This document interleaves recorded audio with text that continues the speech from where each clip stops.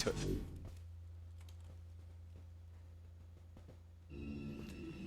In the top right-hand corner as the red Zerg, it is the fabled, legendary Zerg from Canada.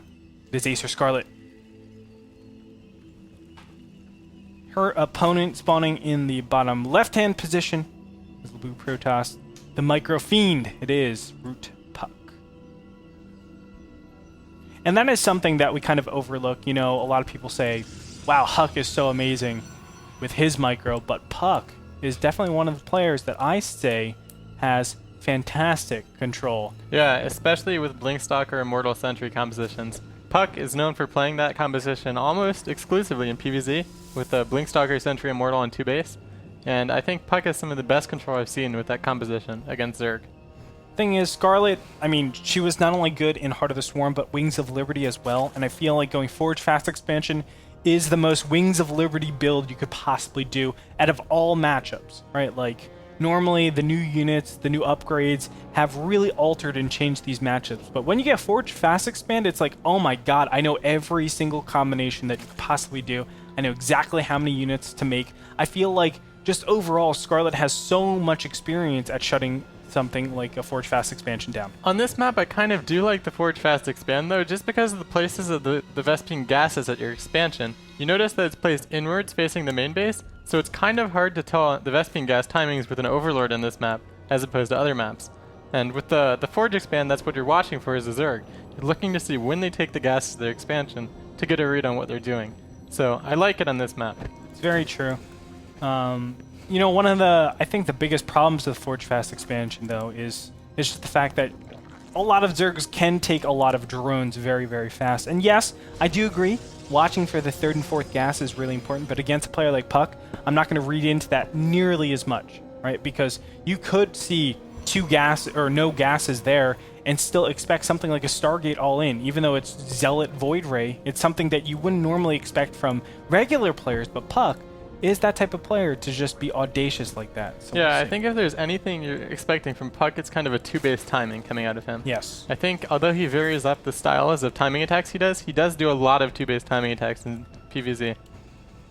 As it starts right now, Puck was able to scout out and see the regular expansion. You can see the spawning pool timings. It is pool before hatchery.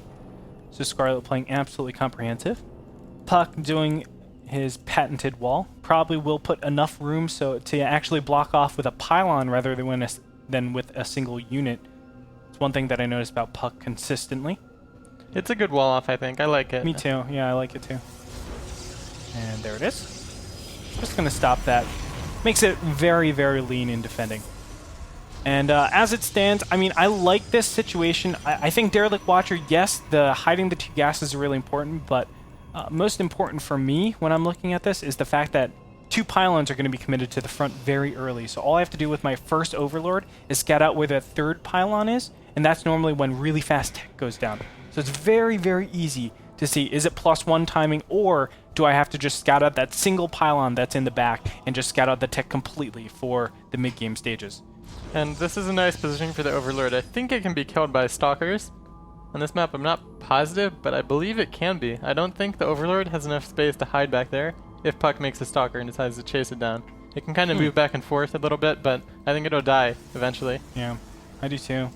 We'll see, though. I mean, it does still take a long time to get that Stalker out. And as you can see, just now getting sentries out, this is very Puck-like. We've seen sentry drops as well. Quick Zealot from Puck, pushing out across the map now. I like this a lot. Chasing away those 2 Zerglings is pretty important nowadays if you do Forge Expand, I think, because it lets you sneak a probe out. And even if you're not going to sneak a probe out, it makes the Zerg scared. It makes them think that you could have a probe somewhere in the map, and then they have to kind of look for it. And as you see, Scarlett's making a couple more lings now.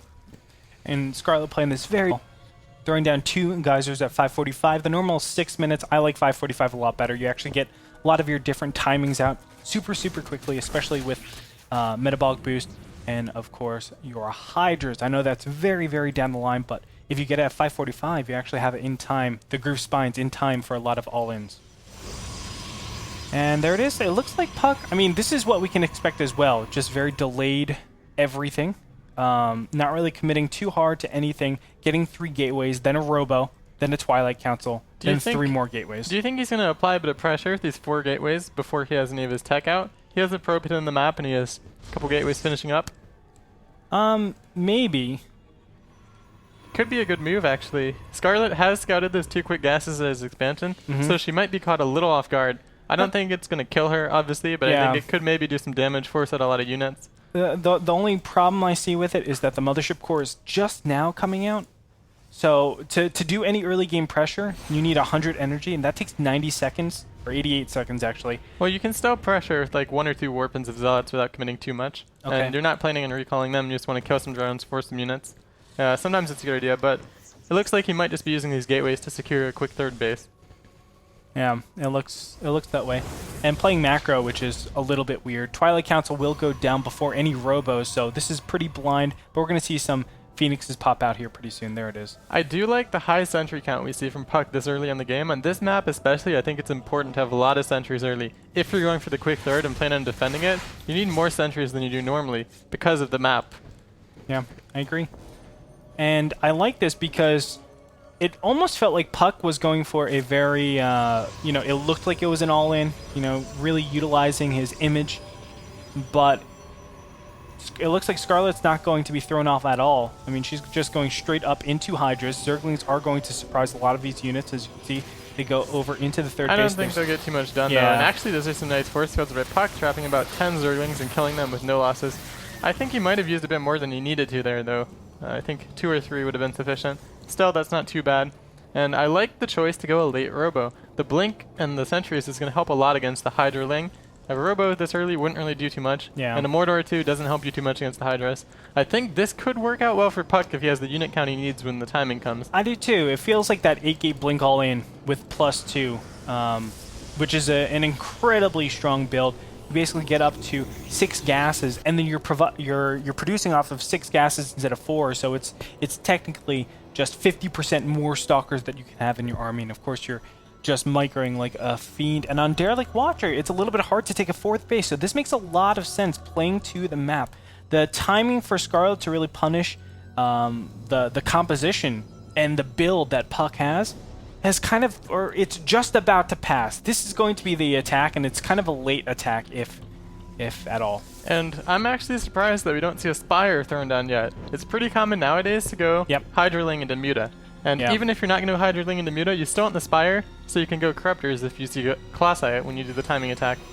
So it looks like she's just going to do Hydraling, and then maybe switch into Hydraling, maybe with some Roaches if this doesn't work out. Yeah, and also interesting to note is, good force fields, but that's a lot of Zerglings getting surrounded and everything. No Zealots in that composition. It's going to make it a lot harder to actually clean that up. Blink isn't done yet. Yeah, Blink isn't finished, and every single Stalker and Sentry will go down here. Scarlett's just going to push on in and crush. And that's going to do it for this game, I think. It's very hard for Puck to get back into this.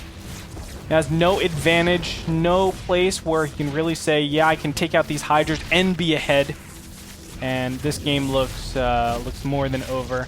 Really unfortunate, because I felt like if Puck just kept going for the Blink Stalkers, he would have been able to hold this off a lot nicer. But as it stands, he did not. Also, important to note, Muscular Augments was chosen instead of going for those Groove Spines to be more aggressive. A lot of people say, always get Groove Spines first. But if you're going to be that aggressive player, if you're going to try to push on your opponent, you might as well go and do that and try to mitigate a lot of the force fields. And just not good enough force fields there, I think. Yeah. It looked okay at first, but there was just a couple holes in the force field wall off, and all the Lings slipped through and got a perfect surround on all of